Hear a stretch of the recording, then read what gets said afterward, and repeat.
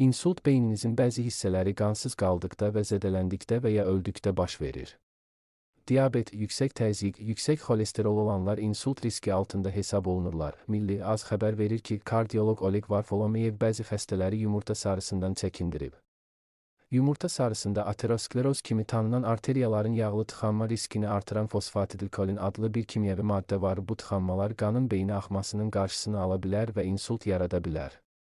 Yumurta sarısı həmçinin xolesterolla zəngindir ki, bu da çox miqdarda sizin üçün zərərli ola bilər, kardioloq vurğulayıb. Lakin digər tədqiqatlar göstərir ki, yumurtadakı xolesterol qan xolesterol səviyyəsinə əhəmiyyətli dərəcədə təsir göstərmir.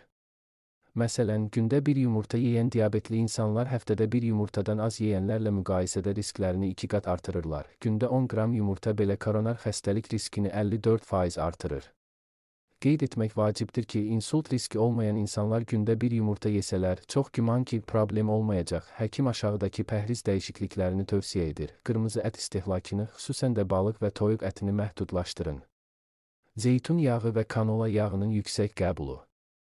Tərəvəz, meyvə və paxlalların yüksək qəbulu, qızardılmış qidalardan və hidrogenləşdirilmiş yağlardan, trans yağlar çəkinin, şəkər və rafinə edilmiş dənli bitkilərdən çəkinin və kartof istehlakını məhdudlaşdırın.